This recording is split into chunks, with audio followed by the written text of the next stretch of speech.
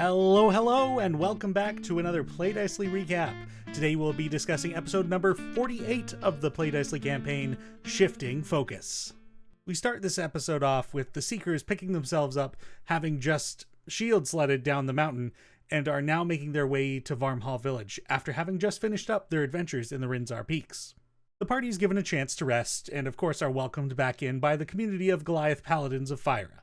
Nell speaks with her mother Solvi and her twin sister Runa, and learns what had happened during their time in the mountains, and her mother and twin sister were able to go to Balesville and retrieve the paladins through negotiation with Kardrak Mithrilcoat, and it went over quite smoothly. However, Solvi did tell Kardrak that their forces would not become involved in the coming conflict between this rebellion and the Ascendancy. However, this did mean with Nell working as a hero of the realm on the behalf of the Ascendancy, that Nell would need to leave behind her tabard of Fyra, this recognizable piece of clothing that she'd been wearing over her armor. And later on that night, Azaria went and meditated in the Life Spring as they were instructed to do by the Archdruid Huion up in the Rinzar Peaks. This meditation led to a reflection of Azaria's journey thus far, allowing them to remove the societal expectations on themselves. And though their journey has been different from many other druids before them, it did not make them any less of a druid. This reflection may have also led to a bit of self-worth growing within Azaria, coming to realize that they might be the best hope, should anything ever happen to the druids, that Azaria would be the sole keeper of knowledge, as recording information through writing isn't really something that the druidic culture does, but Azaria has been very adamant and very upkeeping with recording druidic information. Ultimately, this meditation removed a mental block that allows Azaria to now better connect with their druidic magic. And in the meta sense, we'll say that Azaria's spellcasting ability has now changed from wisdom to intelligence, which is a much better score for them. The following morning, Nell brings her sister to her special grove where she plans to perform her first Summon Steed spell. As part of this casting, Nell is paid a surprise visit by both Fyra and the autumnal Prince Reynard. And Nell is then introduced to a large fey direwolf named Bayu, Warden of the Fallen Leaves. And this is to become her steed that will arrive when she casts this spell moving forward. The party then leaves for Brolbar that morning, with Elwyn casting her first use of Teleportation Circle and ending up at one of the teleportation towers at the southern campus of the Arcanet University. Once there, Azaria submits their research on the druids to the Shandier Tarset, and then the party makes their way on over to Eckhart the Artificer to inquire about the price of many different magical items they've found in their adventure, as well as some other types of loot. And this was very satisfying as a DM to have the party just get their minds blown by how much value they are truly sitting on. And it's leading to a lot of trying to figure out how they're going to spend their newfound wealth and like what kind of magic items they want to keep. And oh boy, there's been a lot of discussion between this episode and our next one. So hopefully we'll get all that figured out before we get to that session.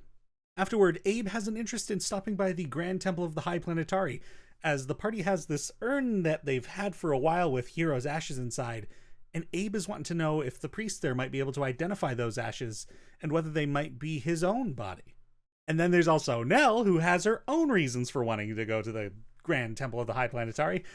So she dresses down and tries to make her magical stone base that she's been given look cool, before visiting Nivara Quellanthri, the target of her affections, as well as the daughter of one of the members of the Learned Circle.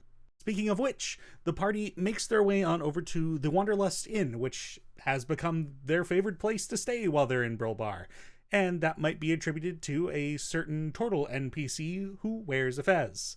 Wonderful Tyrone. But he happens to pull out a letter for them saying that they have a meeting with the Learned Circle in a half hour, and so they rush on out of there to get to their meeting. Once at the House of the Learned, the Seekers meet with the Ascendancy's leadership and discover that it seems that the Learned are still attempting to figure out what their next course of action is in regards to Balesville and Kardrak Mithrilcoat, who has become its reeve within the last month or so. But they've asked that the Seekers be around Brolbar just as a precaution. And after a bit of a heated discussion between the Learned Circle and the Seekers of Sycamund, the party decides that they will comply for now, and they'll give the Learned a month to figure out what it is that they're going to be doing. This is more of a silent agreement that the party themselves makes between themselves, and should a month go by and nothing be figured out, they'll head back out into the world and to the Wildeglen wetlands where the last of the Druid enclaves is said to be. Party hops next door to the Frostjaw Tower where the Arturian Knights are based, and there they sell most of their alumbrite goods to the Armadon there, Ferric Ironbender. And while they're there, not only does he give them a good price for all the material, but he also specifies to the party, in regards to their meetings previously, it's always been in a Learned Circle context, but he emphasizes that the Arturian Knights are a separate entity. There's a lot of business that gets intertwined between the two of them, but the functions of the Arturian Knights are that they are protectors of the Empire, but also that they are there to ensure that there is no corruption within the government of that empire. So Ferric seems to suggest that he's also watching the situation. Now, with all the selling and the meetings all out of the way, the Seekers come to realize that there are a lot of people waiting for them at their keep out in Small Keep. Most notably the members of Nell's family and the Paladins of Fyra, who've gone to help refurbish, rebuild, whatever needs to be done there. The Seekers, having been informed that the trainway is now up and operational, they decide to make their way to their keep aboard the new train. And this takes a one-day journey and turns it into a half hour. So they are there in no time at all aboard this machine that propels itself with ice and water magic. And once in Small Keep, the Seekers of Sycamund finally get a chance to get an up-close and personal look at the keep that they've been given. And this was also the place where the Battle of Burl Bar was first staged. And I also did quite the extensive drawing for this map, so if you're a fan of D&D maps and architectural style drawing, you should be sure to join us, because that's where we left off on this episode, and we're sure to be going back to that keep, because I've given the players a month of downtime, and I've been talking with them about how their characters are going to spend it. So yeah, I think it'll be there are some interesting things planned, so you should come check it out. We'll be streaming again on April 30th at 6 p.m. Eastern Standard Time, and our Twitch channel is twitch.tv/playdicely.